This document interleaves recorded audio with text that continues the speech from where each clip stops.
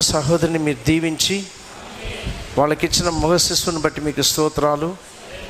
బిడ్డని యేసుక్రీస్తు నామంలో ప్రతిష్ఠ చేస్తున్నాను ఆయన. ఈ బిడ్డకి పాల్ మోజెస్ అన్న పేరు పెడుతున్నాం. ఆ పౌలు ఆ మోషే ఎట్లా జీవించారో ఆ విధంగానే ఈ బిడ్డ కూడా జీవించడానికి సహాయం దయచేయండి. యవన కాలం వచ్చినప్పుడు దేవునికి సేవకుడుగా ఉండటకు సహాయం దయచేయండి. అనేక జబ్బులు, వైరస్, బ్యాక్టీరియాల నుంచి తప్పించండి. చక్కగా దేవుని రాకడ ఆలస్యమైతే ఈయన కూడా దేవుని కోసం సేవ చేయడానికి సహాయం దయచేయమని ఆశీర్వదించమని యేసుక్రీస్తు నామంలో ప్రార్థించి వేడుకుంటున్నాను తండ్రి, ఆమేన్.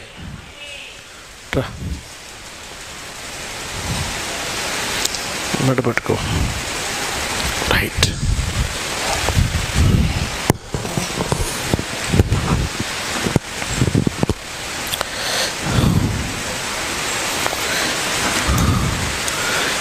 ఎనిమిదిన్నర అయింది టైము. 1:15 తీసుకొని ముగిస్తాను నేను, సరేనా? మీరు నిద్రపోకపోతే.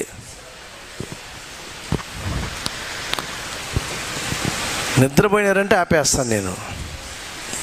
కాబట్టి జాగ్రత్తగా మీరు కూర్చొని దేవుని వాక్యాన్ని వినండి. ఈ అంశం కొంచెం లోతైన అంశం ఇది. రేపు సమయంలో పెళ్ళి ఉంది, సరేనా? సో అందరూ పెళ్ళిళ్ళు అక్కడ వచ్చి కలుసుకోవాలి. అసలు ఇక్కడికి రాకుండా అట్నే వెళ్ళిపోదాం అనుకున్నా నేను. నిన్నటి రాత్రి మీటింగ్ అవుతున్నానే విపరీతమైన కాళ్ళు నొప్పులు, నాకు కాళ్ళు వాసిపోయినాయి. కాబట్టి ఇప్పటికీ ఆ నొప్పి ఉంది. ఆయన దేవుని కృపను బట్టి మళ్ళా ఈ యొక్క కూడికలో నిలబడే కృప దేవుడు ఇచ్చాడు. సరే, దానికి నేను ఎక్కువసేపు ప్రసంగం చేయను. నేను దేవుని వాక్యంలోంచి చిన్న వాక్య భాగాన్ని మనం చదువుకుందాం.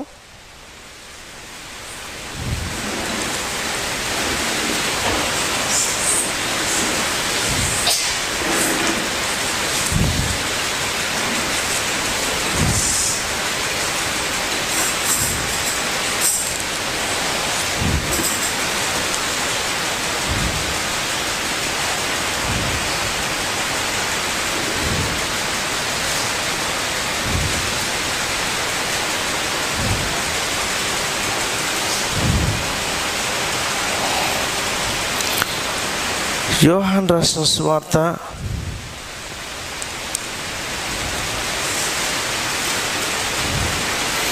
14వ అధ్యాయము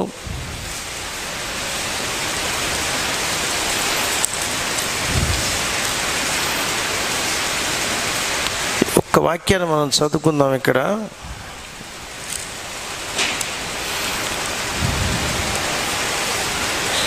ప్రభువైన యేసుక్రీస్తు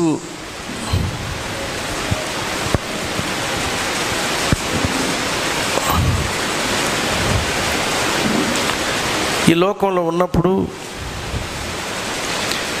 దేవుడు పలికిన ఒక ప్రవచన వాక్యం ఇది.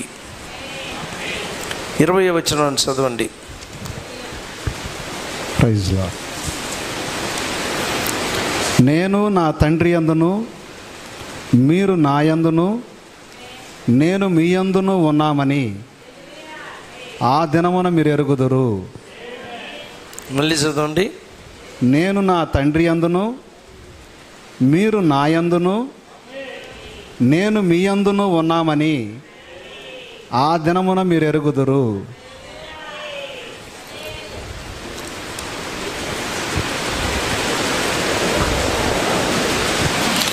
లూకా రాసిన సువార్త 19వ అధ్యాయము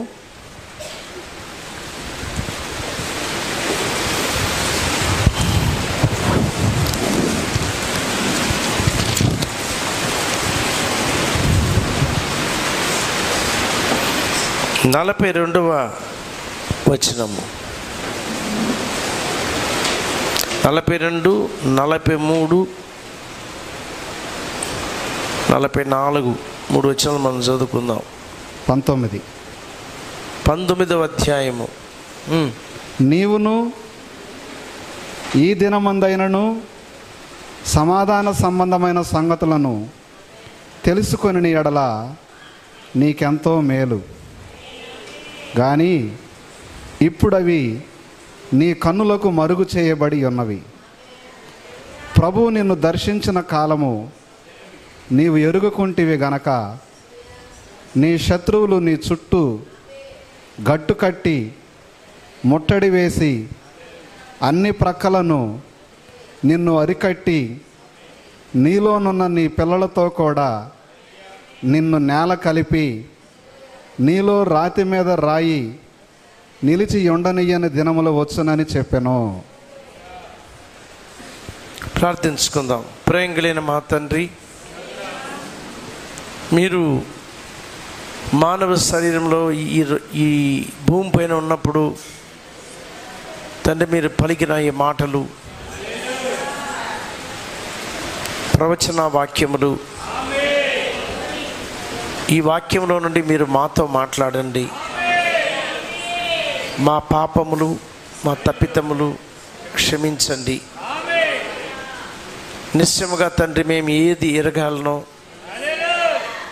మా దినము ఏ మాదిరి దినము ఎట్లాంటి దినమని గుర్తించి ఈరోజు మీరు చేయుచున్న కార్యములను పేద జనమైన మేము అర్థం చేసుకునే కృప మీరు మాకు దయచేయండి. సామాన్యతలో మీరు మాట్లాడండి ప్రభు. ఇక్కడున్న మీ ప్రజలని మీరు ఆశీర్వదించమని, ఈ వాక్య బయలుపాటు మీరు వాళ్ళకి దయచేయమని, మా మధ్యలో మీరు మహిమ పొందండి. మీ రక్తం పెట్టి మమ్మల్ని ముయ్యండి, సహాయం దయచేయండి. స్తుతి ఘనత మహిమ మీకే చెల్లిస్తూ యేసు క్రీస్తు దివ్య నామములో ప్రార్థించి వేడుకుంటున్నాము తండ్రి, ఆమేన్. కూర్చోండి.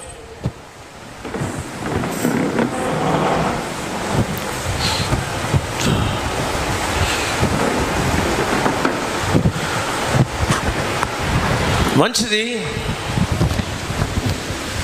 ఈరోజు నేను మాట్లాడుతున్న ఈ యొక్క ప్రసంగం అనేది మీకు మాత్రమే కాదు. ఇది రమేష్ అన్న కూర్చో ఉన్నాడు ఇక్కడ, దీన్ని రికార్డ్ చేస్తూ ఉన్నారు. మరి లైవ్లో పోతుందా? ఇప్పుడు పోతుంది, లైవ్లో పోతుందంట. మరి చాలామంది చూస్తారు ఈ యొక్క వర్తమానాన్ని. కాబట్టి లైవ్లో చూసే వాళ్ళకు కూడా దేవుడు వాళ్ళని కూడా దీవించును గాక. సరే, కొంచెం జాగ్రత్తగా వినండి. మనకి తెలుసు ఈ చివరి కాలంలో దేవుడు మరి మనకని ఒక ప్రవక్తను పంపించి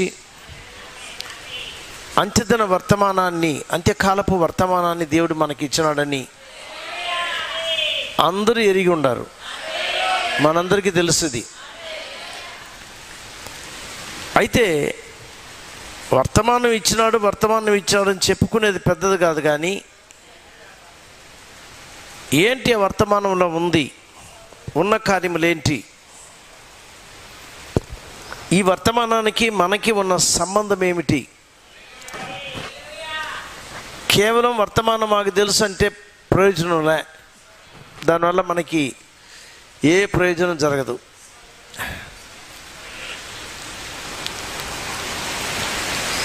ఇశ్రాయేలీలు ఐగుప్తు దేశంలో ఉన్నప్పుడు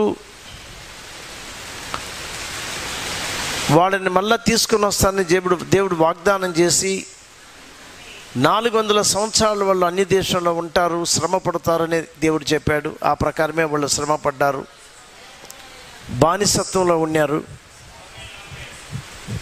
దాని తర్వాత ప్రభు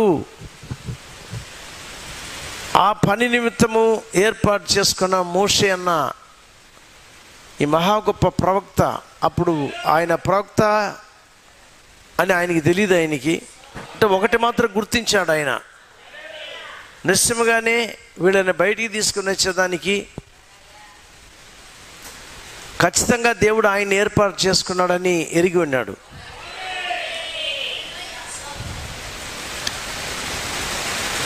ఆమె అని చెప్పేటప్పుడు కొంచెం మెల్లగా చెప్పండి. ఏమంటే మనం ఆమె అని చెప్పేటప్పుడు పక్కన వాళ్ళు భయపడకూడదు. చెప్పచ్చు, చెప్పకూడదని కాదు. కాబట్టి ఖచ్చితంగా చెప్పాలి దేవుడికి ఆమేనని, హల్లెలూయా అని. సరేనా? ఈరోజు కొత్త వారు ఎవరైనా ఉన్నారా మన మధ్యలో? నేను కొత్తగా వచ్చున్నాను అని చేతులెత్తని చూద్దాం. స్త్రీలు కానీ పురుషులు కానీ. 1 2 3 ముగ్గురు స్త్రీల్లో 1.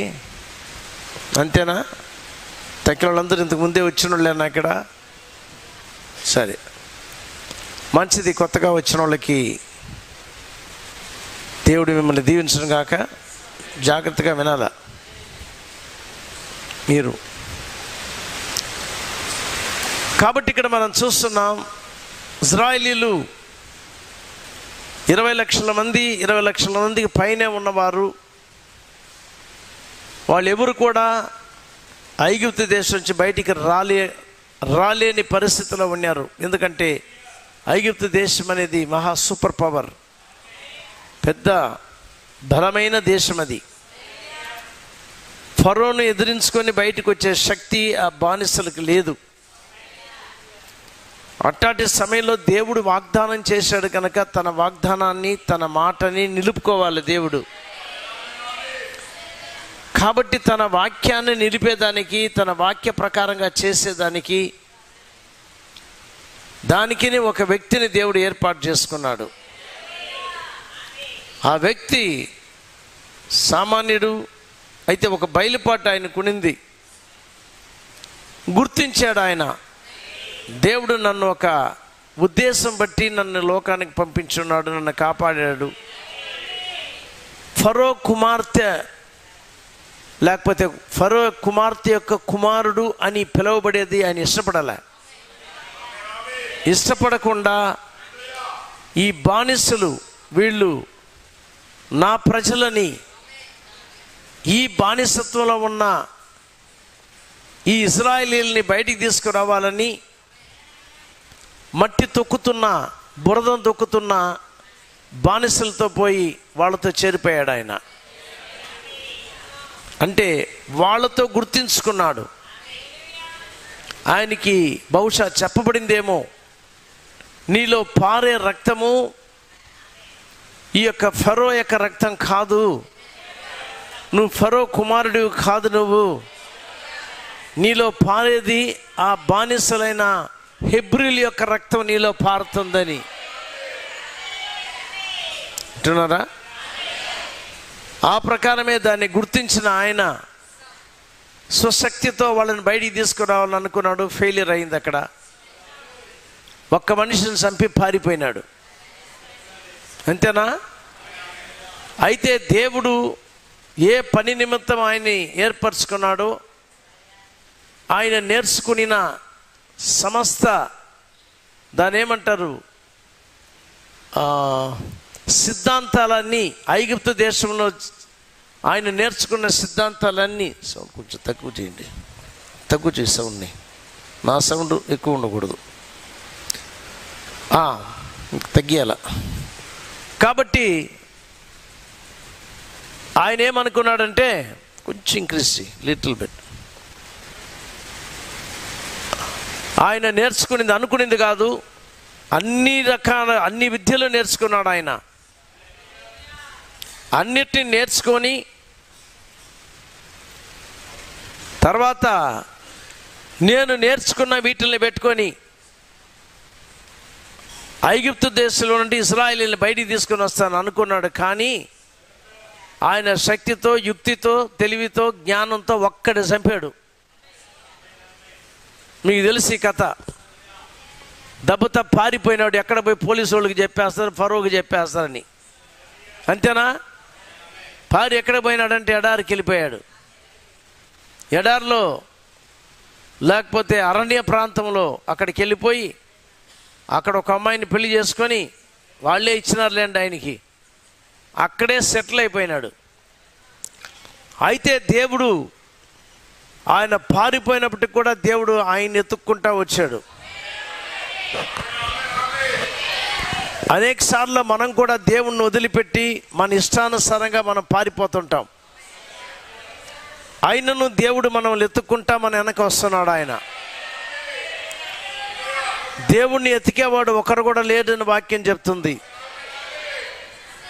కాబట్టి అదే దేవుడు ఈయన్ని కూడా ఎత్తుక్కొని పోయి అగ్నిస్తంభంలో నుండి ఆయనతో మాట్లాడి 40 సంవత్సరాలు ఐగుప్తులో ఆయన విద్య నేర్చుకున్నాడు. 40 సంవత్సరాలు గొర్రెల కాపరిగా అరణ్యంలో ఉన్నాడు.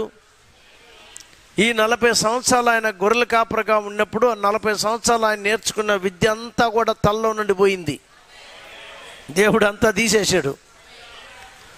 ఆ ప్రకారమే మనం కూడా ఈరోజు ఇంతవరకు నేర్చుకున్న ప్రతి సంఘశాఖ సిద్ధాంతాలన్నింటినీ వాటినన్నిటిని వదిలిపెట్టి మన జీవితంలో మనము కంప్లీట్గా ఖాళీ అయితేనే, అర్థమైందా, అంతా ఖాళీ చేసుకుంటేనే, ఖాళీ చేసుకొని దాని తర్వాత అగ్నిస్తంభం అనగా పరిశుద్ధాత్మని మన జీవితంలో మనం పొందితేనే దేవుని ప్రణాళిక ఏంటి, మనం ఎందుకోసం లోకంలో పుట్టాము, మనం ఏమి చెయ్యాలా, వీటిల్ని మనం చేయగలం.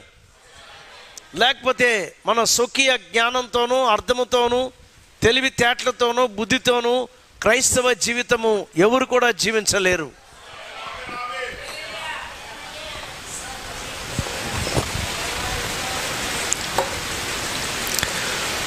చాలామంది క్రైస్తవ జీవితంలో ఫెయిల్ అయిన దానికి కారణం ఏంటి? క్రైస్తవ జీవితంలో దేవుని వాక్యం చెప్పుతున్న క్రైస్తవ జీవితం అనేది చాలా మందిలో కనపడలే. ఎందుకు కనపడడం లేదు? బైబిల్ చెప్తున్న ఒక క్రైస్తవ జీవితము చాలా మందిలో లేదు. చెప్పాలనుకుంటే ప్రసంగికుల్లో కూడా కనపడడంలే. అయితే దేవుడు ఏదైతే వాక్యంలో చెప్పాడో అది చేయకుండా ఉంటాడో ఆయన. నిశ్చయముగానే ఏది దేవుడు వాగ్దానం చేశాడో అది ఖచ్చితంగా చేస్తాడు ఆయన. ఆయన చేస్తున్న కార్యాలని మనం విశ్వసించి నమ్మి అంగీకరిస్తే ఆ కార్యం జరుగుతుంది మన జీవితంలో కూడా. ఒక కార్యం మీకు చెప్పాలా, చర్చికి వస్తే మీరు క్రైస్తవులు కాదు, లేకపోతే వేరే ఏదో చర్చిలో చేసే దానివల్ల మీరు క్రైస్తవులు కాదు. నాకు మంచి పాస్టర్ ఉన్నాడంటే ఆ పాస్టర్ నిన్ను క్రైస్తవురాలుగా నిన్ను చేయలేడు. ఆయన క్రైస్తవుడుగా ఆయన చేయలేడు. కాబట్టి నిశ్చయముగానే చర్చికి వస్తున్నాను, నేను ఆటోమేటిక్గా క్రైస్తవుడు అయిపోతాను, క్రైస్తవురాలు అయిపోతానని మాత్రం మీరు తప్పుడు అర్థంతో పోకూడదు. ఒక మనిషి క్రైస్తవుడు అవ్వాలంటే వాక్యం ఎట్ట చెప్తుందో ఆ ప్రకారంగా మారు మనసు పొంది నీ పాపాలు దేవుని దగ్గర ఒప్పుకొని యేసుప్రభుని నమ్మి ఆయన నీకోసం సిలువ మోసాడని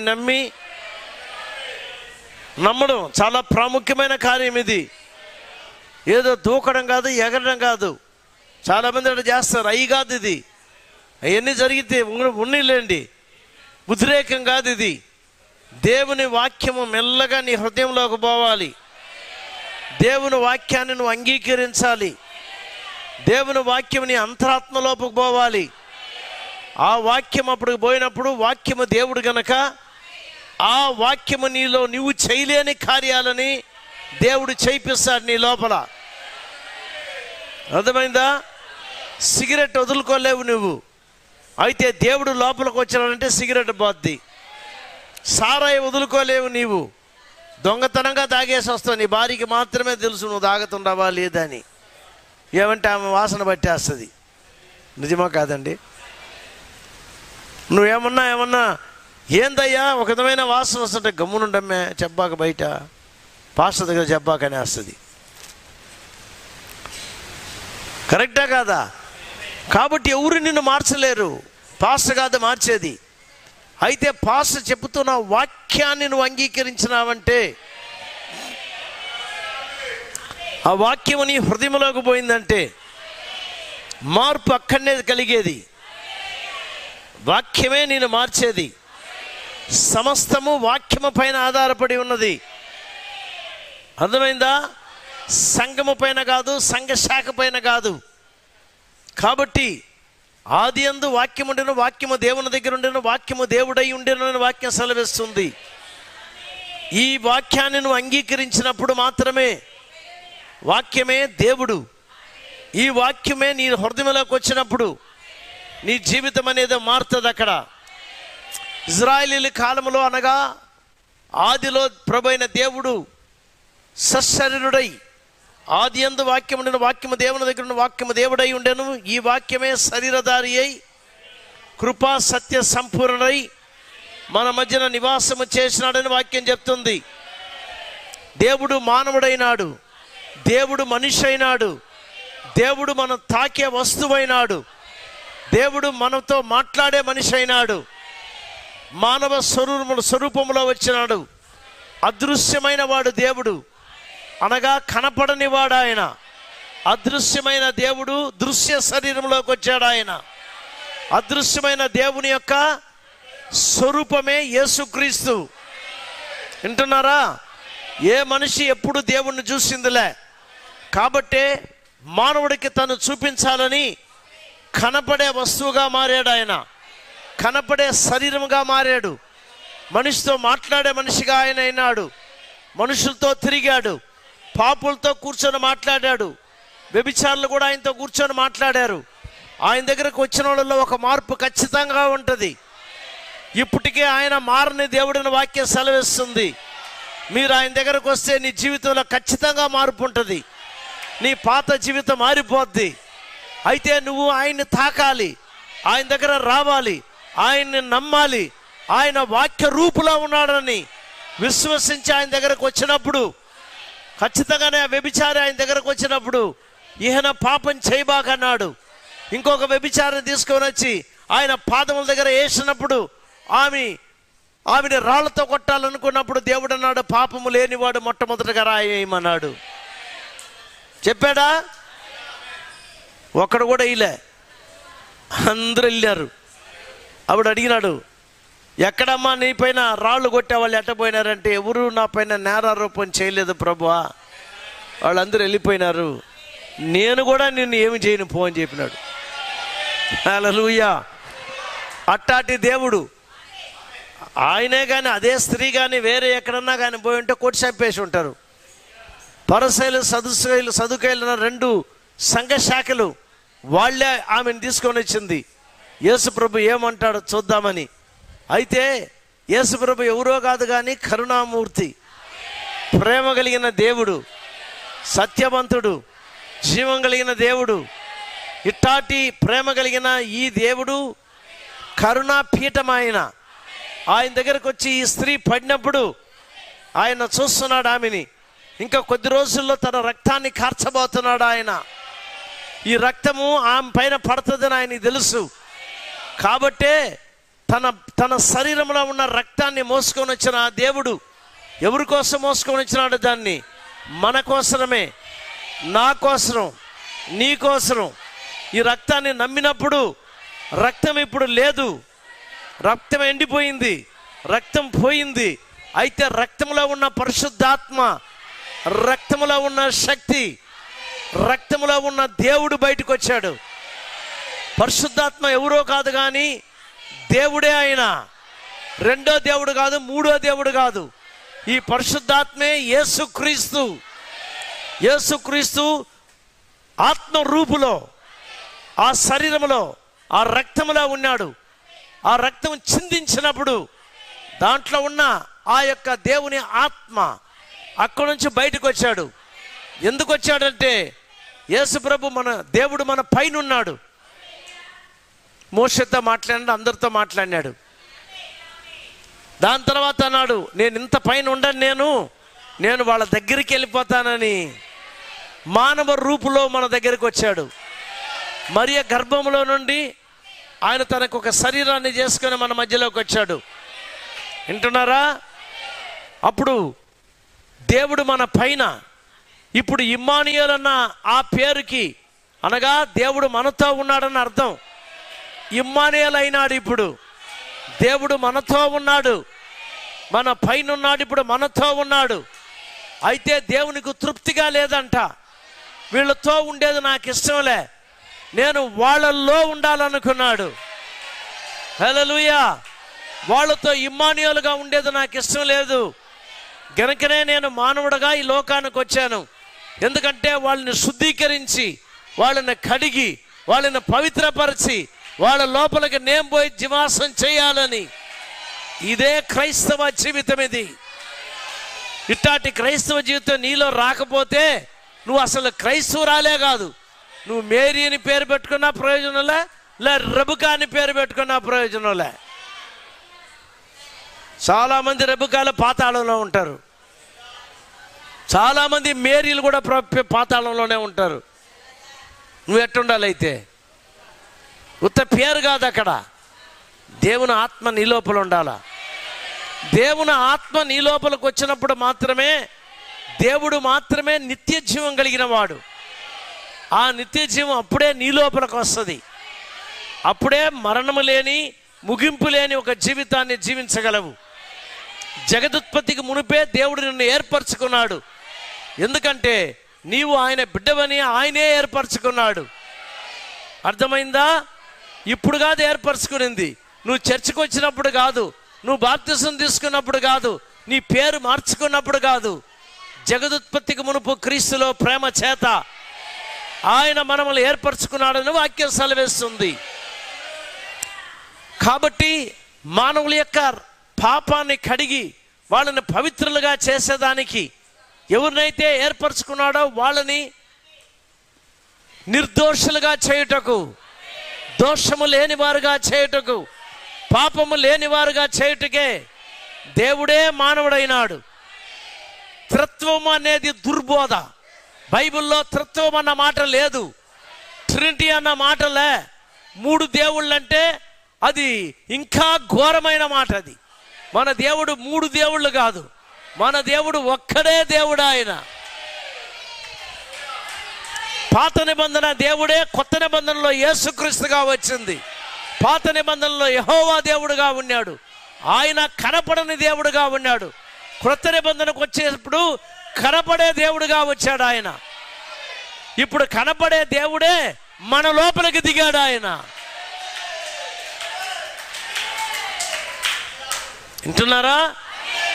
మీకు నిత్య జీవం ఉందా? ఇప్పుడు ఉందా లేదా? నిత్య జీవాన్ని కలిగిన వారై ఉండాలా. నీవు పరిశుద్ధాత్మతో నింపబడిన వారుగా ఉండాలా.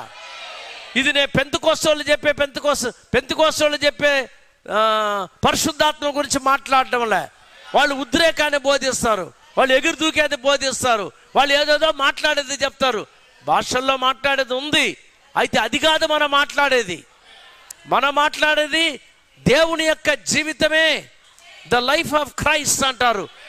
క్రీస్తు యొక్క జీవము, క్రీస్తు యొక్క జీవిత విధానము, యేసు ప్రభు యొక్క జీవిత విధానము నీలోకి వచ్చినప్పుడు, ఆ యేసు ప్రభులో ఉన్న పరిశుద్ధాత్మ ఎట్టాటి జీవితాన్ని జీవించాడో అదే పరిశుద్ధాత్మ నీలో వచ్చినప్పుడు అదే విధమైన జీవితం నీలో జీవిస్తాడు ఆయన.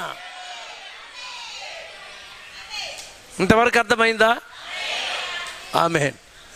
ఈరోజు క్రైస్తవుల యొక్క జీవితం ఏంటంటే, ఇళ్లలో టెలివిజన్లు తీసి పెట్టుకొని, టీవీలు పెద్ద పెద్దవి పెట్టుకొని, ఏమంటే 9 గంటలు 10 గంటలకు చర్చికి వెళ్ళిపోతారు, పాటలు పాడతారు, అవగా 5 రూపాయలు వేసేస్తారు దాంట్లో, ఎందుకంటే కానుకని. దాని తర్వాత ఇంటికి వస్తారు, కోడికూర తింటారు, ఫుల్గా తింటారు, నిద్ర వస్తుంది, కాసేపు పండుకొని టీవీ వేసుకుని 2 సినిమాలు చూస్తారు. నిజమా కదా? సినిమాలు చూసిన తర్వాత మళ్ళీ లేచి బోండాలు తింటారు, ఏదో అది ఇది చేసి పెట్టుకొని రాత్రుల్లో ఇంకొక సినిమా చూస్తారు. క్రైస్తవులేనా? మనుషులు అంటారు, టీవీ లేని ఇల్లు ఏది సార్? నీకు రా చూపిస్తాను. టీవీ లేని ఇల్లు ఏది నువ్వు అడిగినావంటే, ఏ ఇంట్లో టెలివిజన్ ఉంటుందో అదే శాపగ్రస్తమైన ఇల్లు. అది శాపాన్ని తీసుకొని వచ్చి డబ్బులు ఇచ్చి కొని పెట్టుకొని ఉండవు, దెయ్యాన్ని తీసుకొచ్చి కూర్చోబెట్టుకో ఉండవు. ఆ బాక్స్ లోపల నుంచి దెయ్యాలు వస్తాయి, తెలుసా నీకు? అయ్యో నేను నమ్మను బెద, నమ్మకపోతే పో. దెయ్యాలను ఎప్పుడన్నా కంట్లో చూస్తున్నావా నువ్వు? నమ్మేదానికి దెయ్యాన్ని చూస్తున్నావా నువ్వు? దేవుణ్ణి చూసేదిలే, దెయ్యాన్ని చూసేదిలే. ఏమండి, దేవుడు నీ లోపలికి వస్తే దైవ క్రియలు నీలో కనపడతాయి, దెయ్యం నీ లోపలికి వచ్చింటే దయ్యాపు క్రియలు నీలో కనపడతాయి. అంతే. ఈరోజు నువ్వు దెయ్యం బట్టిన స్త్రీగా ఉండాల్సిన అవసరంలే, దెయ్యంతో జీవించాల్సిన అవసరతలే. ఎన్ని దెయ్యాలున్నా దేవుడు పోగొట్టేస్తాడు. నువ్వు ప్రభు దగ్గరకు వచ్చినావంటే, వాక్యం దగ్గరకు వచ్చినావంటే, వాక్యాన్ని అంగీకరించినావంటే, ఒకసారి ఒకడికి 2000 దెయ్యాలు బట్టి ఉండేది అంట పాపం. ఎన్ని దెయ్యాలండి? ఉందా బైబిల్లో? ఉందా లేదా? 2000 దెయ్యాలు. ఎట్టొచ్చినాయి తెలుసా దెయ్యాలు? మన ప్రవక్త గారు చెప్తున్నాడు దాంట్లో. మొట్టమొదట ఒక అబద్ధం చెప్పాడంట, ఒక్క అబద్ధం. కొంతకాలం అయిన తర్వాత 2వ అబద్ధం చెప్పాడంట, తర్వాత 3వ అబద్ధం చెప్పాడంట. 3, 4, 5, 6 అయింది. అబద్ధాలపైన అబద్ధాలు చెప్పుకుంటా వచ్చి దాని తర్వాత మెల్లగా లోకంలోకి పోయినాడంట. ఒక్కసారి ఒక చిన్న మందు బాటలు కొట్టాడు ఒక్కరోజు, తర్వాత 2 బాటలు కొట్టాడు, తర్వాత 3 బాటలు కొట్టాడు. దాని తర్వాత తెక్క ఫుల్ అయిపోయింది ఆయనకి. తాగి ఆఖరికి ఏమైపోయినాడంటే తాగుబోతుగా మారిపోయినాడు. అయిపోయిన తర్వాత వాళ్ళ భార్య ఎంతో చెప్పింది, వద్దయ్యా వదులయ్యా అని. తాగితే నువ్వేతే నాకు చెప్పేదానికని బట్టి కొట్టాడు. దినమ్మ ఆ భార్యకి తన్నులే. ఆఖరికి ఆమె ఏం చేసిందంటే, నీతో నేను కాపురం చేయలేనని చెప్పి బిడ్డల్ని తీసుకొని అమ్మగారింటికి వెళ్ళిపోయింది. అమ్మగారింటికి పోయిన తర్వాత ఇంకొక 4 బుడ్లు ఎక్కువ తాగాడు, భార్య లేదు కాబట్టి. అంతేనా? ఇంకా ఎక్కువ తాగి పని పోయింది వాడికి. మంచి పని పోగొట్టుకున్నాడు. పని పోయిన దానివల్ల ఈయన ఏం చేస్తాడు, పాత స్నేహితులు బుడ్లు ఇచ్చారు. ఆఖరికి ఒకదానిపైన అబద్ధాలు దెయ్యం వచ్చింది. దాని తర్వాత దొంగతనం దెయ్యం వచ్చింది. దాంతోపాటు దొంగతనానికి మునుపు తాగుడు దెయ్యం వచ్చింది, వ్యభిచార దెయ్యం వచ్చింది. దెయ్యాలు ఒక్కోటి లోపల దూరినాయి. దూరి తిక్కబట్టిపోయింది వాడికి. ఎక్కువ తిక్కొచ్చిన తర్వాత భార్యను కొట్టింది, కొట్టే దెయ్యం వచ్చింది. బిడ్డల్ని పట్టించుకోలే, అందరిని వదిలిపెట్టి ఆఖరికి ఏం చేశాడంటే ఊరు బయట వెళ్ళిపోయినాడు. ఉండేదానికి స్థలం కావాలా, శ్మశానంలో కట్టి ఉన్నారు, కొందరు కట్టి పెడతారు పెద్ద పెద్ద సమాధులు, అక్కడ పోయి కూర్చున్నాడు. సమాధుల తోటలో వాడికి చాలా ఇష్టమైపోయింది, అర్థమైందా? ఆ సమాధుల్లో పీనుగుల దగ్గర పోయి కూర్చున్నాడు వాడు. అనేక దెయ్యాలన్నీ కూడా వాడి లోపల పోయి 2000 దెయ్యాలు వాళ్ళ లోపల ఉన్నాయని వాక్యం చెప్తుంది. ఈరోజు చాలామంది సిటీలో ఉంటారు, దెయ్యాలు ఎక్కువ ఉంటాయి వాళ్ళల్లో, దెయ్యం లేకుండా ఉంది. ఇప్పుడు ఈ రోజుల్లో ఉన్న దెయ్యం పట్టిన వాళ్ళు ఎట్టుంటారని చూస్తాను, చెప్తాను మీకు, సరేనా? సార్ వద్దు సార్, భయంగా ఉండదని. భయం కాదు, గీయం కాదు, నిజం. సినిమాలు ఎక్కువ చూస్తున్నావా, అది దెయ్యమే. సినిమా పాటలు వింటున్నావా, అది దెయ్యమే.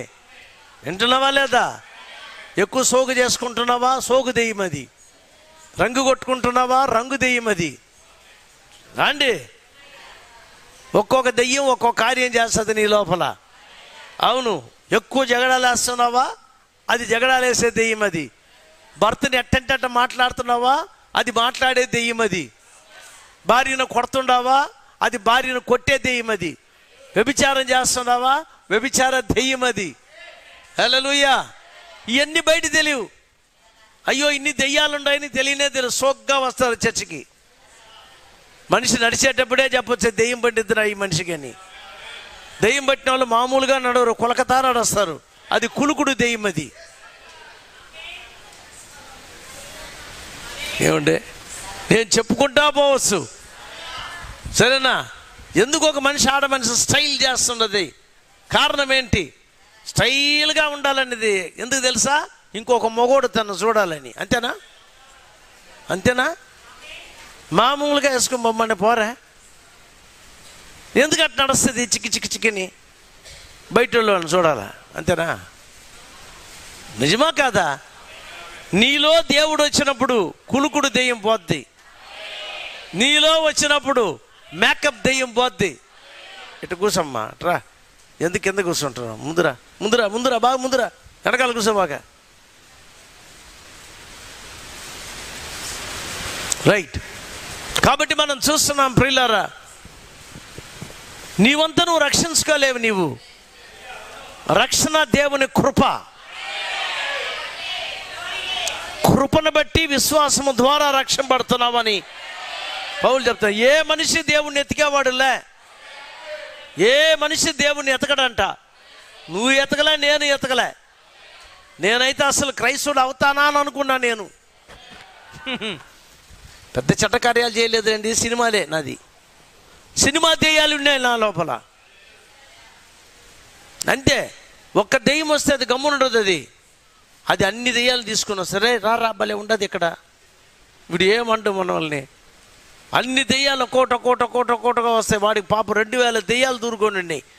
కాబట్టి వాడు సమాతోటలకు వెళ్ళిపోయి ఆ పక్క ఊరు వచ్చినా కొట్టేవాడు. వాడు ఏ పాస్టర్ పైన తన్నులే. ఇదేనండి, పాస్టర్లు పోతే సాగు దెబ్బలు వెళ్ళేవాళ్ళు పాస్టర్లు. కాబట్టి మనకొద్దు నాయన. వాళ్ళు అంటారు, అయ్యా ఆ సమాధి తోటలో ఒకడున్నాడు, నువ్వు వచ్చి కొంచెం ప్రార్థించి నీకు దండం పెడతా, నేను రాలేను, వాడు నన్ను కొడతాడు. వాడు పాస్టర్లకి భయం కాబట్టి వదిలేశారు వాడిని. పోరా సావు పోరా అనేసి వాడిని సంఖ్యల్లో కట్టే సంఖ్యలను కూడా దారం తెంపినట్టు తెంపేస్తాడు. అంత శక్తి వాడికి. దెయ్యం పట్టిన వాళ్ళకి 10 మంది స్ట్రెంగ్త్ వస్తుంది, 4 స్ట్రెంగ్త్ ఈజీగా ఉంటుంది. 4 స్ట్రెంగ్త్ ఈజీగా ఉంటుంది. అవును. దాని తర్వాత అయితే దేవుడు వాడిని ఇదివరకే చూశాడు. వాడు దర్శనంలో కనపడ్డాడు దేవునికి. దర్శనం అనగా దేవుని వాక్యం. అన్ని దర్శనాలు కాదు, యేసు ప్రభుకు వచ్చిన దర్శనం, ప్రవక్తలకు వచ్చే దర్శనం, ఇది దేవుని వాక్యం. ఈ దర్శనంలో చూశాడు, అరే రే రే వీడు నేను రక్షించాల్సిన వ్యక్తి కదా, నా కుమారుడు కదా. గుడ్డలు లేకుండా అక్కడెక్కడో దాని పేరు శ్మశానంలో కూర్చో ఉన్నాడు వాడు. వాడిని నేను రక్షించాలని చెప్పి ఆమె ఊర్లోకి పోకుండా శ్మశానం దగ్గరికి పోయినాడు ఆయన. శిష్యులు అన్నారు, అయ్యా అక్కడ భయంకరమైన దెయ్యం పట్టి ఉన్నాడు, మన బిషప్ను కూడా కొట్టాడు మొన్న అనేసి. ఎవరిని కొట్టాడట? బిషప్ను కొట్టాడు. కాబట్టి ఆయన దాని ఏమంటారు, ఆయన గౌనెత్తి పెట్టుకొని పరిగెత్తి వెళ్ళినాడని. ఆయన పట్టుకొని సాగు దెబ్బలు కొట్టాడు, తప్పించుకున్నాడు. కాబట్టి దయతో నువ్వు ఆ పక్క పోకూడదని చెప్తే ఆయన చెప్పిన గమనని చెప్పి గమ్మున పోయినాడు దేవుడు. మన ప్రభు పోయేటప్పటికి ఆయన ఎవరైనా ఆయనకి తెలుసు, ఆయనే వాక్యం అని ఆయనకి తెలుసు, ఆయనలో దైవత్వం ఉందని ఆయనకి తెలుసు. వింటున్నారా? ఆయనలో దైవత్వం ఉందని ఆయనకి తెలుసు, ఆయన మాటల్లో శక్తి ఉందని ఆయనకి తెలుసు. కాబట్టే మెల్లగా పోయినాడు. వాడు ఎగురు దూకి పరిగెత్తుకొని వచ్చినాడు. గుడ్డలు కూడా లేవు వాడికి, ఎంట్రుకలంతా చింపిరిగా ఉన్నాయి, చిక్కుబట్టిపోయి ఉన్నాయి. ఎన్ని పేర్లు ఉన్నాయో వాళ్ళు. నాడు దేవుని దగ్గరికి వచ్చి అడిగినాడు. వాడు మాట్లాడలే, వాళ్ళలో నుండి వేరే స్వరాలు వచ్చినాయి. మమ్మల్ని హింసించేదానికి వచ్చినావా? మా కాలానికి మునిపే వచ్చావా? అవి గుర్తుపట్టినా యేసు ప్రభు ఎవరని. నువ్వు దేవుని కుమారుడివి, దేవుని కుమార్తెవైతే దెయ్యాలు గుర్తుపడతాయి నువ్వు ఎవరని. ఆ రోజు యేసు ప్రభును గుర్తుపట్టిన అదే దెయ్యాలు ఈరోజు కూడా నీలో పరిశుద్ధాత్మగా ఉంటే ఖచ్చితంగా గుర్తుపడతాయి నువ్వు ఎవరని. నీలో పరిశుద్ధాత్మ లేకపోతే అవి చెప్తాయి, ఒరే పోరా అంటాయి. నాకు ప్రార్థన చేసేదానికి వచ్చినావు నువ్వు. ఏయ్ దెయ్యమా పో అంటే, నేను దెయ్యమా నువ్వు దెయ్యమా అంటది. అర్థమైందా? క్రైస్తవ జీవితం లేకుండా దెయ్యాలు పోగొట్టారంటే అవుట్. క్రీస్తు నీలో లేకుండా. వాక్యంలో ఉంది అపోస్తలుల గ్రంథంలో, ఒకడు యాజకుడు అక్కడ పిల్లకాయలు పోయి 7 మందినా ఆ దెయ్యం పట్టిన దగ్గర పోయి వాళ్ళు ఊయి నరిచినారంట. పౌలు ప్రసంగిస్తున్న యేసు నామములు అన్నారంటే, పౌలు నాకు తెలుసు, యేసు నాకు తెలుసు, నువ్వెవడురా నువ్వు అని చెప్పుకొని పట్టుకొని 7 సాగు దెబ్బలు కొట్టింది. అది వాళ్ళ గుడ్డలంతా చెంపుకొని ఎల్లు వెళ్ళారు. కాబట్టి అట్ట కాదు నువ్వు దెయ్యాలను పోగొట్టేది. పవిత్రమైన జీవితము, పరిశుద్ధమైన జీవితము, వాక్యానుసారమైన జీవితము, పరిశుద్ధాత్మతో నింపబడిన జీవితం నీలో ఉండాలా. మొన్న కుర్రపాడియా, అదిగో ఆయన కూర్చోండి, ఆయన ఊరు పాస్టర్, వాళ్ళ ఊర్లో మీటింగ్ జరిగేటప్పుడు ఆడ ప్రసంగం అయి మేము కిందకు వచ్చినప్పటికీ అక్కడ వాళ్ళు అన్నారు, ఈ మాట అన్నారు, సార్ ఎక్కడ లేని దెయ్యాలు వచ్చిండే సార్ ఇక్కడికి అన్నారు ఒక ఆయన. ఎక్కడ లేని దెయ్యాలు వచ్చిండే సార్. నేను చూడలే. నేను పాటికి వాళ్ళకి వీళ్ళకి ప్రార్థన చేసుకుంటూ అది పోయేటప్పటికి కింద పడిపోయి ఉంటుంది అక్కడ ఆడ మనిషి అని. ఏంది మనిషి కింద పడిపోయి ఉండేది అంటే, పడిపోయింది సార్ ఆ మనిషి అన్నారు. సరే దాని తర్వాత నీళ్ళు కొట్టి లేపండి అని చెప్పిన. లేపారు, నీళ్ళు చల్లతోనే లేచింది. ఏమైందమ్మా నీకన్నా? తెలియదు సార్ అనింది. కాబట్టి అపవిత్రమైన ఆత్మ లోపల ఉండేటప్పుడు దేవుని సముఖం ఉండేప్పుడు పడిపోతాయి. ప్రార్థన చేసి పడాల్సిన అవసరంలే, దేవుని సముఖంలో పడిపోతాయి. అప్పుడు అన్నా నేను, ప్రభువా ఇది నా వల్ల కాదు పడిపోయింది, నువ్వు ఉన్నావు ఇక్కడ కాబట్టి పడిపోయింది, నువ్వు మా మధ్యలో ఉన్నావు కనుక ఈ మనిషి పడిపోయింది.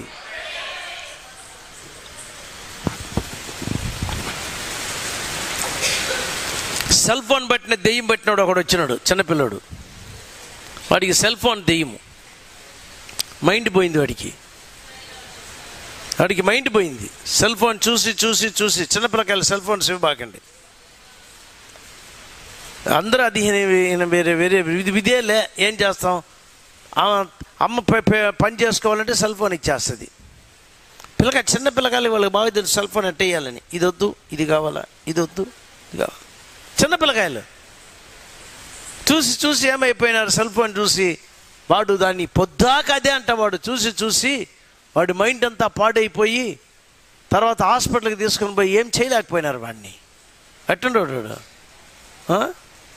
అట్టే ఉండడు. ప్రార్థన చేయి డైలీ. వాళ్ళ తల్లిదండ్రులు ప్రార్థన చేయాలి వాడి కోసం. వాడిని వదిలే, వాళ్ళు రాలే, వాళ్ళ అమ్మమ్మ దగ్గర పంపించినారు. నేను అడిగా ఎట్టపోయినారు వీళ్ళ అమ్మ నాన్న, ఎట్టపోయినారు. వాళ్ళ విశ్వాసమే వాడిని బాగు చేస్తుంది. వాళ్ళు రాకపోతే మనం ఏం చేయలేం. వాడికి విశ్వాసం లేదు, చిన్నపిల్లాడు. తర్వాత ఇంకొకరిని తీసుకొని వచ్చినాడు, వాడు తపస్సు చేస్తున్నాడు. ఇట్టని ఓరి దెయ్యం పట్టినాడు అనుకున్నా. వాడిని పట్టలేకపోయినారు 4-5 కలిసి కూడా. అందరూ తోసేస్తున్నాడు. చిన్నపిల్లాడు, 12 ఏళ్ళు ఉంటాయి వాడికి, అంతే 12-13 ఏళ్ళు ఉంటాయి. అంత శక్తి వాడికి. వీరారా ఏదోలే. కాబట్టి ఈ దయ్యాలన్నీ పోతాయి, ఖచ్చితంగా పోతాయి. అయితే వాళ్ళ ఇంట్లో ఉండేవాళ్ళు కొంచెం భక్తితో ఉండాలి. కొంచెం కాదు, దేవునికి వాళ్ళ జీవితాన్ని సమర్పించాలా. అప్పుడు వాళ్ళ ఇంట్లో పిల్లల యొక్క జీవితం మారుతుంది. ఈ విధంగా చాలా చూసాం. ఆ స్త్రీ పడిపోయినప్పుడు అప్పుడు నేను అనుకున్నా, ప్రభు మన మధ్యలో ఉన్నాడని. స్పష్టమైన వాక్యాన్ని ప్రసంగం చేసేటప్పుడు దేవుడు ఉంటాడు అక్కడ. ఎందుకంటే వాక్యమే దేవుడు.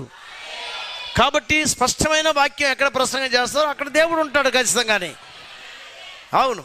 కాబట్టి మనం చూస్తున్నాం ఇక్కడ ఆ యొక్క దెయ్యం పట్టినాడు యేసుప్రభు అన్నాడు, అనేదానికి ముందే అనేసిన మనం ఇక్కడ ఉండలేము, ఎందుకంటే ప్రభు వచ్చేసినాడు కాబట్టి తరిమేస్తాడు మన వాళ్ళని.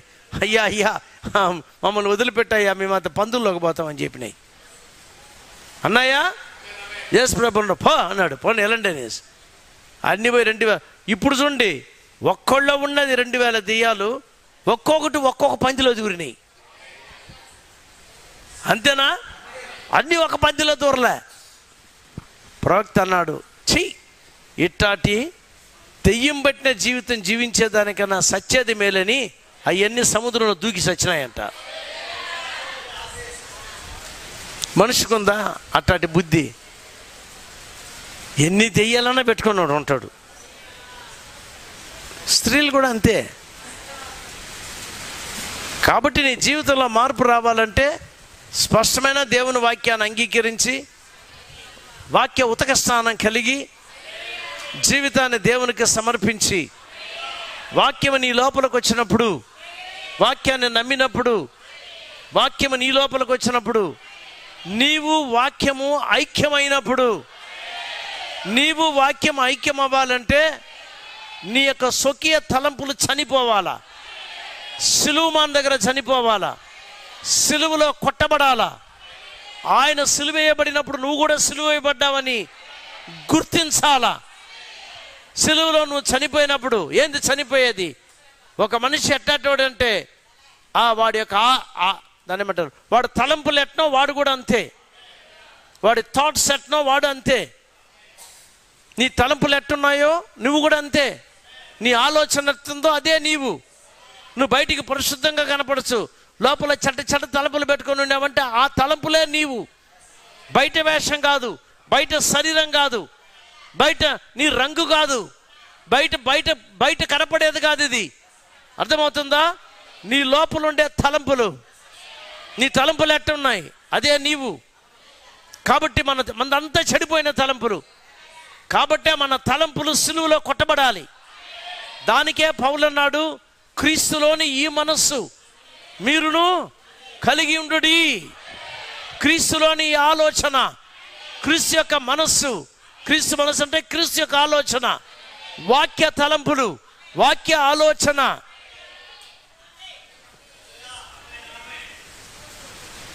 నిజంగానే మన జీవితంలో ఇప్పటికి అయిపోయింది టైము, 15 నిమిషాలు ఉంది, తీసుకుంటాను నేను. ఇంకా నేను మెయిన్ సబ్జెక్ట్కి మెల్లగా వస్తున్నా. జ్ఞాపకాల్లో పెట్టుకోండి. మీరు అర్థం చేసుకునే విధంగా చెప్తున్నాను. వాక్యంలో లేని కార్యాలను నువ్వు ఆలోచించినావంటే అది వాక్యము దేవుని యొక్క తలంపులు. వాక్యములో లేనిది దెయ్యపు తలంపు. అంత సులువుగా నువ్వు దాన్ని అంగీకరించలేవు. కాబట్టే మారు మనసు కావాలి నీకు, పాప క్షమాపణ కావాలి నీకు, దేవుని రక్తం దగ్గరికి రావాలి, సిలువ దగ్గరికి రావాలి, సిలువ దగ్గర నువ్వు మరణించాలి, నీ జీవితాన్ని దేవునికి సమర్పించాలి. హల్లెలూయా. వింటున్నారా? టైం ఎంత అయిందో తెలుసా? 9 ఎంతండి? 9:14 అయింది. దాంట్లో నా దాంట్లో 9:15 ఉంది. నిద్రపోబాకండి. 9 గంటలకే నిద్రపోతే ఎందుకు నిద్రపోతున్నావు తెలుసా? నువ్వు వాక్యాన్ని వినకుండా చేస్తున్నది అది ఒక నిద్ర దెయ్యం. నిజమా కాదా? కమ్మును కూర్చో ఉంటే నిద్రపోతూ ఉంటారు. ఎందుకు నిద్రపోతారు? అది ఎందుకు నిద్ర వస్తుందో వాళ్ళకే తెలియదు. దెయ్యం వాళ్ళని నిద్రపోయి పిచ్చేస్తాడు. ఒక మనిషి అన్నాడు, నిద్ర రాకపోతే బైబిల్ చదువుతాను సార్ అన్నాడు. ఏమరా పాపి అంటే, బైబిల్ చదివితే నిద్ర వస్తుంది సార్ అన్నాడు. బైబిల్ చదివితే నిద్ర వస్తుందంట. ఓహో, ఇట్ట కూడా దెయ్యం ఉంది కావాలనుకున్నా. బైబిల్ చదివితే నిద్ర వచ్చేస్తుంది, పడుకొని నిద్రపోతాను. దానికి కాదు, ఖచ్చితంగా నిద్రపోవాలా? అయితే బైబిల్ చదివితే కదా నిద్ర వచ్చేది. బైబిల్ చదివితే నిద్ర వచ్చిందంటే దెయ్యం పట్టిందని అర్థం. అంతేనా కదా? కాబట్టి మనకి బయట కనపడవు ఇవన్నీ. నేను మహాభయంకరమైన కోపం వస్తుంది కొందరికి. ఏంటది? కోపం దెయ్యం. అది వస్తుందా? పురుషులకి వస్తుంది, తర్వాత స్త్రీలకి వస్తుంది. కొన్ని స్త్రీలు అయితే భర్తనే కొట్టేదానికి పోతాయి, కొడతాయి కూడా. పాపం ఏమండు, ఒక్క గుద్దు గుద్దినట్టు వస్తుంది మనిషి. అయితే కొట్టడు. అంటే ఏమైనా కొడతావు సార్, అదే బలహీనరాలు. ఇటు చెప్పాలా అని, ఏమైనా కొడతావు సార్, దానికి దెయ్యం పట్టి ఉంది. పాపం దెయ్యం పట్టిన స్త్రీని ఎట్టగొట్టేది నేను, దానికి ఫుల్ దెయ్యము, దానివల్ల ఎట్ట అరసండదో చూడు. కాబట్టి ఇంట్లో ఒకే లడాయి, జగడాలు జగడాలు జగడాలు జగడాలు జగడాలు జగడాలు. ఎవరికి? భార్యకి భర్తకి. ఎందుకంటే అది కూడా దెయ్యమే. జగడాలు వేసే దెయ్యం దూరి ఉండదు వాళ్ళ లోపల. నువ్వు సమాధానంగా ఉన్నావంటే నీకు పరిశుద్ధాత్మ నీలో ఉన్నాడని అర్థం. కాబట్టి ఎవరు కూడా ఏది జగడం వేసుకోకూడదు. భర్త ఏమన్నా అన్నా కానీ ఏం పట్టించుకోకూడదు. సర్లేయ్యా గమ్మని వెళ్ళిపోవాలి. ఆ నిజమైన క్రైస్తవుడు అయితే వాడు అర్థం చేసుకుంటాడు, నేను చెప్పిందే తప్పు, నా భార్య ఏం మాట్లాడలేదని. నా భార్య ఏమీ మాట్లాడదు, ఇంతవరకు మాట్లాడిందేలే. నాకు కొంచెం కోపం వచ్చిందంటే గమ్మని చూసి గమ్మని వెళ్ళిపోద్ది. వెళ్ళిపోతేనే కొట్టినట్టు మనల్ని. ఏం చెప్పింది, మనం ఎందుకు అట్ట మాట్లాడినామని. మాకెప్పుడు జగడాలు వచ్చింది లేదులేండి. జగడాలు వచ్చిందిలే, నా భార్య నేను ఒక్కసారి కూడా కొట్టిందిలే. జగడాలు కూడా రావు మాకు వచ్చిందిలే. దాదాపు 40 సంవత్సరాలు అయిపోతుంది పెళ్ళి. మా భార్య అంటుంది మా పిల్లలతో, ఏమంటుంది తెలుసా, మీ నాన్న మేము ఎప్పుడూ జగడాలు వేసుకోమే, మీరెందుకు అనుకుంటా ఉంటారు. మాట్లాడుతూ ఉంటారు. వాళ్ళేమన్నా నీ వెళ్ళండి, నా సమాధానంతో ఉండండి. స్త్రీలు ఎవరు మాట్లాడబాకండి ఎక్కువ.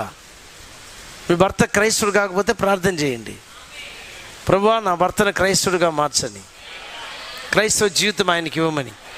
క్రీస్తు ఆయన లోపలికి వచ్చినట్టు ఆటోమేటిక్గా నిన్ను ప్రేమిస్తాడు. కాబట్టి నువ్వేం చేయాలా, భర్త కోసం ప్రార్థన చేయాలా. అవునా, భార్యను కూడా చెప్తే మాట ఎంత సార్, దానివల్ల సావు దెబ్బలు కొట్టాను, అది కాదు, అట్ట కాదు. ఆమె కోసం ప్రార్థన చేయి. ఆమె దేవుణ్ణి అంగీకరించి ఆమెలో ఒక మార్పు రావాలి. అప్పుడు ఖచ్చితంగానే వారి వారి స్థానములోకి వాళ్ళు వస్తారు. దానికే ఈ వర్తమానాన్ని ప్రవక్త మనకి ఇచ్చింది. సంఘమన్న స్త్రీ ఆమె స్థానంలోకి రావాలి. ఆ యొక్క సంఘము, ఆ వధువులో ఉన్న దేవుని బిడ్డలు, అర్థమైందా? పురుషుడు స్థానానికి రావాలి, స్త్రీ స్థానానికి రావాలి. పురుషుని గురించి ఏమంతా ప్రవక్త చెప్పాడో, వాక్యం ఏం చెప్తుందో, కుటుంబానికి ఆయనే శిరస్సు. హల్లెలూయా. కుటుంబానికి శిరస్సు ఆయనే. డెసిషన్ మేకర్ అంటారు, తీర్మానములు తీసేవాడు కూడా ఆయనే, పరిపాలించేవాడు ఆయనే. ఏమేదిరా నీ భర్త నిన్ను పరిపాలిస్తాడన్నాడు, నీ ఆశ ఆయన పైనే ఉంటుందన్నాడు. పడిపోయిన తర్వాత ఏదైనా తోటలో వాళ్ళిద్దరికి ఈక్వల్గా పెట్టలే దేవుడు, పురుషుణ్ణి పైగా పెట్టాడు. పురుషుడు శిరస్సు అయినాడు, పురుషుడు ఏలినవాడైనాడు, పురుషుడు కుటుంబాన్ని ఏలుకునేవాడైనాడు, పురుషుడే నిర్ణయం తీసుకునేవాడైనాడు, పురుషుడే భార్యను కాపాడేవాడైనాడు. ఇదంతా ఎప్పుడు పెళ్ళిళ్ళలో చెప్తా ఉంటాను ఈ కార్యాలన్నీ. అవును ప్రియులారా, పురుష లక్షణం అది. వాక్యానుసారంగా పురుష లక్షణంలోకి వచ్చినప్పుడు ఖచ్చితంగానే స్త్రీ లక్షణంలో ఉండాలి, తన లక్షణంలో ఆమె ఉండాలి. స్త్రీ ఎట్టుండాలి, నువ్వు ఎంతనా చదువుకో, బీటెక్ కాదు, హైటెక్ కాదు, లోటెక్ కాదు, ఇది అర్థమైందా? అన్ని టెక్లు చదువుకున్నా కిచెన్ టెక్ నేర్చుకోవాలి. అర్థమైందా లేదా? అదేంది బ్రదర్ కిచెన్ టెక్? అదే ఇడ్లీ చేసేది, దోశ చేసేది, సాంబార్ చేసేది, రసం చేసేది, తర్వాత చేపల కూర చేసేది, ఒక 10 కూరలన్నా నేర్చుకోవాలి. దట్ ఈస్ కాల్డ్ ఏంటిది, చికెన్ టెక్. చికెన్ కాదు, కిచెన్. దాంట్లో చికెన్ కూడా వస్తుంది.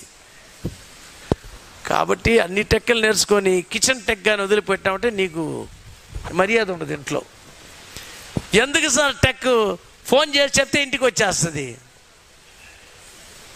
ఇప్పుడు స్విగ్గీ అంతేనా? ఇంకేమున్నాయి పక్క? ఏమేమో ఉన్నాయి. జొమాటో ఉందా ఈ పక్క? ఉంది.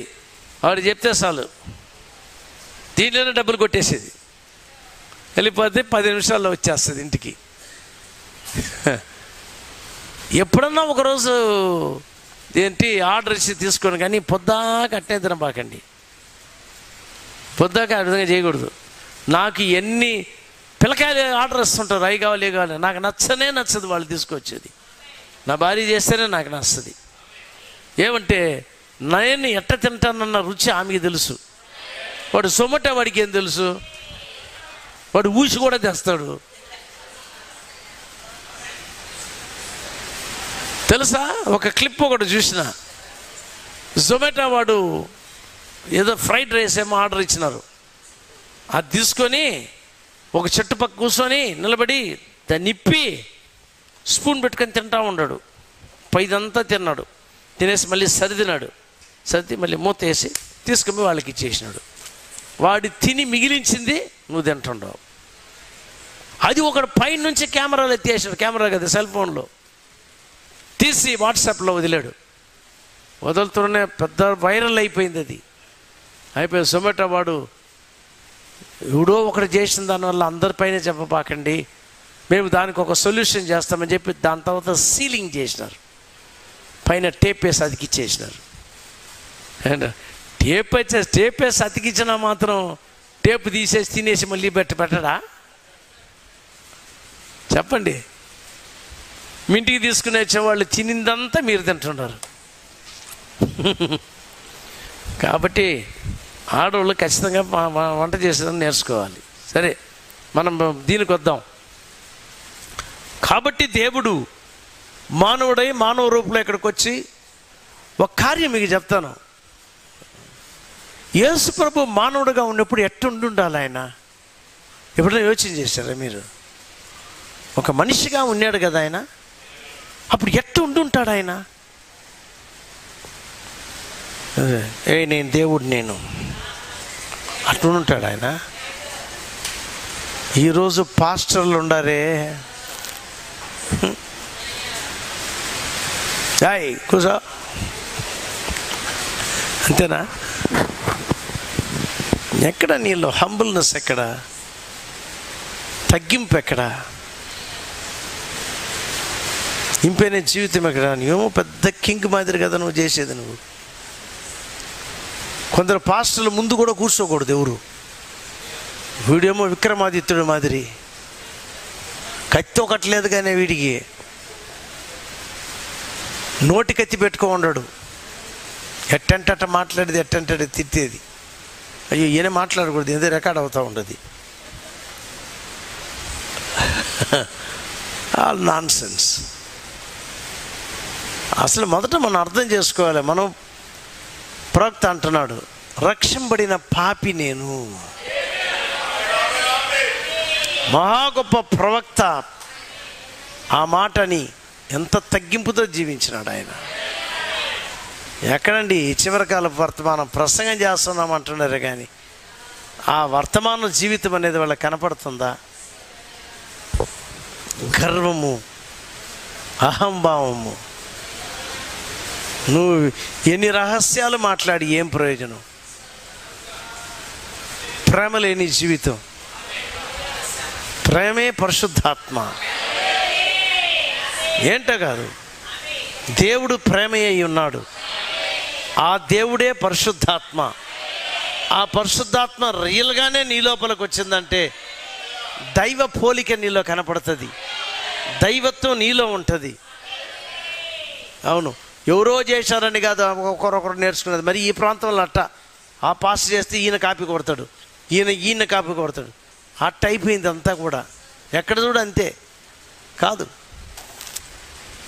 ఒక సేవకుడు అన్నవాడు ఎట్టుండాలంటే తగ్గింపుతో, యేసుక్రీస్తు వలె సామాన్యమైన జీవితంతో.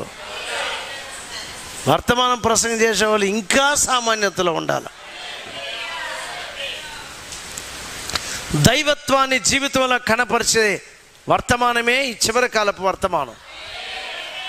యేసుక్రీస్తుని నీ లైఫ్లో చూపించే వర్తమానమే ఇది. అర్థమైందా? ఇదిగా నేను చూపించకపోయినావంటే అసలు వర్తమానమే నీకు అర్థం అవ్వలేదని అర్థం. వర్తమానమే తాకలేదని అర్థం. వర్తమానం యొక్క రహస్యాలు నీకు తెలియలేదని అర్థం. సీల్స్ నీకు అర్థం అవ్వలేదని అర్థం. ఒకవేళ పెద్ద పెద్ద రహస్యాలు నీకు తెలియకుండా ఉండొచ్చు, కానీ అయితే పరిశుద్ధాత్మతో నింపబడిన జీవితం నీలో ఉండాలి. దేవుడు నీతో ఉండాలి. ప్రతిరోజు దేవునితో మాట్లాడాలి. ప్రతిరోజు దేవుడు నీతో నడవాలి. నడవగలమా? దేవుడు నడుస్తాడా? ఒక్క మనిషితో దేవుడు కొన్ని వేల సంవత్సరాలకు మునుపు నడిచినాడు. హనోకుతో దేవుడు నడిచినాడు. మన ప్రవక్తతో దేవుడు నడిచినాడు. నోహతో దేవుడు నడిచినాడు. నువ్వు ఆయన భార్య, నీతో నడవడా ఆయన? భార్యతో ఏ పురుషుడు నడవకుండా ఉంటాడా? దైవత్వం యొక్క భార్య వధువు. ఆ వధువుతో ఖచ్చితంగా దేవుడు నడుస్తాడు. ఉత్తొత్త మాటలు మాట్లాడ్డా ఆయన నీతో నడిచేటప్పుడు ఆయన వాక్యములో ఏది ఉందో అదే నీతో చెప్తాడు. వాక్యమే నీతో మాట్లాడుతుంది. వాక్యంతో నడుచుడే దేవుడితో నడిచేది. ఇది కానీ నువ్వు నీలో కానీ లేకపోయిందంటే నువ్వు ఎక్కడో కుదువైనావని అర్థం, ఎక్కడో పడిపోయినావని అర్థం. ఈ వాక్యమే నీ జీవితాన్ని మార్చబోయేది. ఈ వాక్యమే నీలో రూపాంతరం శక్తిని తీసుకొని వచ్చేది. ఈ వాక్యమే నిన్ను ఎత్తబడే విశ్వాసంలో నిన్ను పెంచేది. ఎత్తబడే విశ్వాసం నీలో రావాలంటే స్పష్టమైన వాక్యం విని, స్పష్టమైన వాక్యం వినుట ద్వారా విశ్వాసం వస్తుంది. పరిపూర్ణమైన విశ్వాసం నీలో వస్తుంది. అద్భుతాలు ఆటోమేటిక్గా నీ జీవితంలో జరుగుతాయి. అనేక కార్యాలు నీ జీవితంలో జరుగుతాయి. దయ్యాలు పారిపోతాయి. ఇతరులకి యేసుక్రీస్తు నీ జీవితంలో చూపిస్తావు నీవు, నీ మాటల్లో చూపిస్తావు నీవు, నీ క్రియల్లో చూపిస్తావు నీవు, నీ శాస్త్రంలో చూపిస్తావు నీవు. బైబిల్లో ఉన్న యేసుక్రీస్తు ఇప్పుడు నీ జీవితంలో కనపడతాడు. ఆయన నీ లైఫ్లో కనపడతాడు. ఆయన ఇది కానీ జరగకపోయిందంటే నీకు దేవుని యొక్క వాక్యానికి సంబంధం లేకుండా ఉందని అర్థం. వాక్యాన్ని పాటించకుండా పరిశుద్ధాత్మ రాడు నీ లోపలికి. నువ్వు ఎంతకాలం వర్తమానంలో ఉండాం, వాక్యంలో ఉండాం, చర్చిలో ఉండామని నీ యొక్క జీవితం మారకపోతే ఏం ప్రయోజనం? ఒకరోజు సడన్గా చచ్చిపోతావు నువ్వు, అంతే. సడన్గా చచ్చిపోతావు. అప్పుడు అల్లాడకూడదు నువ్వు, నేను రానని. నది దగ్గర దాటేటప్పటికి వచ్చేటప్పటికి అయ్యో నేను శుభ్రం చేసుకోవాలి, దీన్ని వదిలిపెట్టాలా, ఆ సారాయి వదిలిపెట్టాలా, ఈ సిగరెట్ వదిలిపెట్టాలా, ఈ యొక్క వ్యభిచారాన్ని వదిలిపెట్టాలని అక్కడ కాదు నువ్వు అల్లాడేది. ఒకరోజు నదిని మనం ఖచ్చితంగానే క్రాస్ చేస్తాం. యోర్దాన్ నది మనం క్రాస్ చేసేటప్పుడు క్లీన్ అయిన లైఫ్ మనకు ఉండాలి. మన జీవితం ముగింపుకు వచ్చేటప్పుడు యేసుప్రభు మన దగ్గరికి రావాలి. రా నా కుమారుడా అని చెప్పిన మనల్ని తీసుకొని పోవాలి. ఈ పరిశుద్ధాత్మ నీలో రావాలంటే వాక్యానికి సంపూర్ణమైన విధేయత. అవును, ఈ కాలంలో ఈ వాక్యం మళ్ళా మన మధ్యలో జరుగుతుంది. నీకు వచ్చిన సమాధానం నువ్వు గుర్తించలేకపోయినావు, నీ దినమును నువ్వు గుర్తించలేకపోయినావు, నీకు అయ్యో అంటున్నాడు. నీ కాలమును నువ్వు గుర్తించలేకపోయినావు. ఆ రోజు యేసుప్రభు అన్న అదే మాటలే ఈరోజు కూడా. నీ మార్పుని తీసుకొని వచ్చే వర్తమానాన్ని గుర్తించలేకపోయినావు. ఎత్తబడే విశ్వాసంనిచ్చే వర్తమానాన్ని నువ్వు తృణీకరించినావు, తిరస్కరించినావు. నీ సమాధాన కాలమును నువ్వు గుర్తించలేకపోయినావు. యేసుప్రభుని దేవుడిని గుర్తించలేకపోయినారు. అక్కడ వధువు ఈరోజు ఏం చేయాలి? ఆ వాక్యాన్ని నమ్మి వాక్య రూపులోకి మారి హల్లెలూయా ఎత్తబడేదానికి సిద్ధంగా ఉండాలి. నీలో ఇప్పుడే రాప్చర్ పనిచేయాలి. ఎత్తబడట ఇప్పుడే పనిచేయాలి నీ లోపల. ఎప్పుడో కాదు పనిచేసేది, ఇప్పుడే నువ్వు చెప్పాలా, నాలో రాప్చర్ పనిచేస్తున్నది. రాప్చర్ అంటే ఎత్తబడట పనిచేస్తుంది నాలో అని. అది కానీ నువ్వు కానీ పొందలేకపోయినావంటే, గుర్తించలేకపోయినావంటే నీ సమాధాన దినాన్ని నువ్వు పోగొట్టుకున్నావని అర్థం.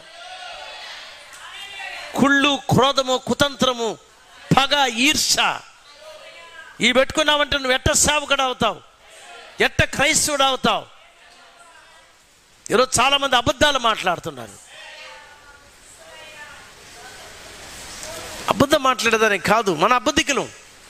అయితే దేవుడు ఆయన దగ్గరికి మనం వచ్చేటప్పటికి అబద్ధాలు పోతాయి.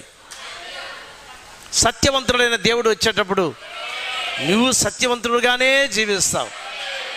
నీ జీవితము సత్యముగానే ఉంటుంది.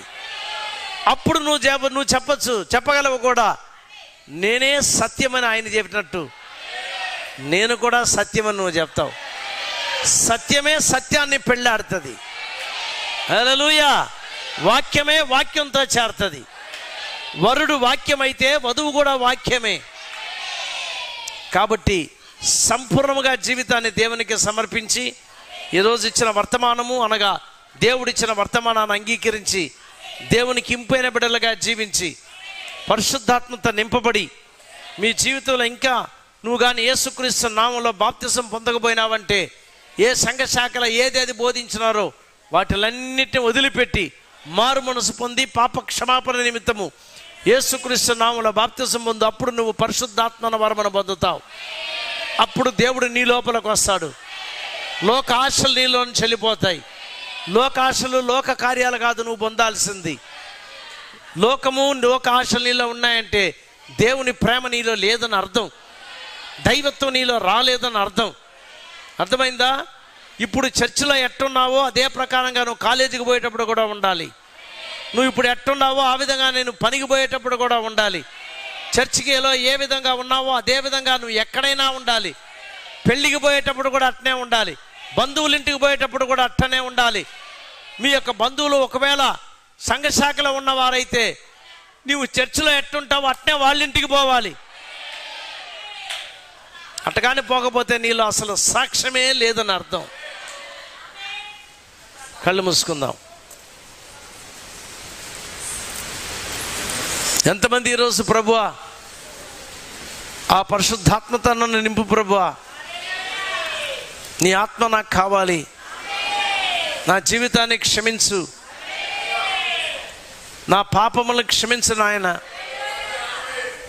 నా జీవితాన్ని మార్చు ప్రభు. అనేక కార్యాలు నాలో ఉన్నాయి.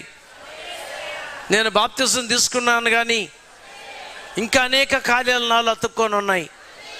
కోపం నాలో ఉంది, యథార్థత నాలో లేదు. నిజ క్రైస్తవ జీవితం నాకు కావాలి. పరిశుద్ధాత్మతో నింపబడిన జీవితం నాకు కావాలి. నిజంగా దేవునితో మాట్లాడండి. నీ హృదయంలో ఉన్న కార్యాన్ని ఆయనతో మాట్లాడండి. నీ హృదయాన్ని ఆయనతో పంచుకో. దేవుణ్ణి అడుగు, నాలో ఒక మారు మనసును కలిగి చేయి ప్రభువా. నీ వాక్యాన్ని వెంబడించే జీవితాన్ని నాకు ఇవ్వు నాయన. నాలో నువ్వు రా ప్రభువా. వాక్యం నీలో వచ్చినప్పుడే ఆయన నీలో వస్తున్నాడని అర్థం.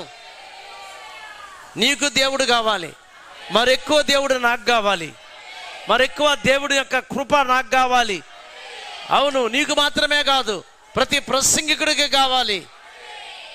అత్యంత ప్రేమ కలిగిన మా గొప్ప తండ్రి, ఈ చిన్న ప్రసంగము ప్రభువా మీ బిడ్డలతో పంచుకున్నాం. నీవు లేని జీవితము శిథిలము నాయన. నీవు వాక్యమై ఉన్నావు. ఈ చివరి కాలపు వాక్యంతో మా హృదయాలను నింపండి, మా జీవితాలను మార్చండి. ఓ సింప్లిసిటీని దయచేయండి, సామాన్యతను మాకివ్వండి, తగ్గింపును మాకివ్వండి ప్రభువా. నిజముగానే ముద్దలను తెరిచిన దేవుడు నీవు. ముద్దలంటే క్రీస్తు అన్నాడు మా ప్రవక్త. ఆ క్రీస్తు లేకుండా మా జీవితం ఏమీ లేదు నాయన. క్రీస్తు అన్న వాక్యంతో మా జీవితాన్ని నింపండి. అద్భుతమైన క్రైస్తవ జీవితాన్ని ఇవ్వండి. నీ కృప ద్వారా మమ్మల్ని నడిపించండి. అవును తండ్రి, ఇది మహా అద్భుతమైన జీవితం. ఇది క్రీస్తును కలిగిన జీవితం. ఇది దేవుణ్ణి కలిగిన జీవితం. ఇది వాక్యమైన దేవుడు, వాక్యమైన వరుడుని పెళ్లి చేసుకునే వాక్య వధువుగా మమ్మల్ని మార్చడు నాయన. ఎవరెవరు నిజంగా దీన్ని కోరుకుంటున్నారో వాళ్ళకి అట్టాటి జీవితాన్ని కలిగి చేయమని, అట్టాటి జీవితాన్ని దయచేయమని, వాళ్ళ లైఫ్ను ఆశీర్వదించమని, వాళ్ళల్లో మీరు మహిమ పొందండి నాయన. సంఘములో మీరు మహిమ పొందండి. హల్లెలూయా. మా మధ్యలో మీరు మహిమ పొందండి.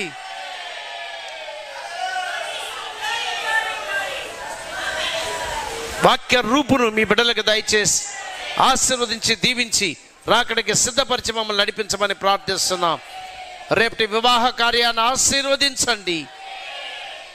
మీ కృపతో సమాధానంతో వివాహం జరుగుటకు నీ కృపను మనకి అనుగ్రహించమని, వచ్చిన మీ బిడ్డలందరినీ దీవించమని, స్తుతి ఘనత మహిమ మీకే చెల్లిస్తూ యేసుక్రీస్తు దివ్యనామంలో ప్రార్థించి వేడుకుంటున్నాం మా గొప్ప తండ్రి. అందరూ ఆమేనందామా? నిజంగా దేవుణ్ణి ప్రేమిస్తున్నావా? నీవు దేవునికి సేవ చేయాలన్న ఆశ నీలో ఉందా? ఆమేన్. దేవుని ఆత్మతో నింపబడాలని ఆశపడుతున్నావా? అవును. దేవుడు మిమ్మల్ని దీవించును గాక, ఆ రూపు నీలో ఎదుగును గాక, దేవునికి ఇంపుగా జీవించడానికి సహాయం దయచేయను గాక. నీకు స్తోత్రాలు ప్రభువా. యేసుక్రీస్తు దివ్యనామములో ప్రార్థించి వేడుకుంటున్నాము. Amen, amen. God bless you. దేవుడు మిమ్మల్ని దీవించును గాక. అవును.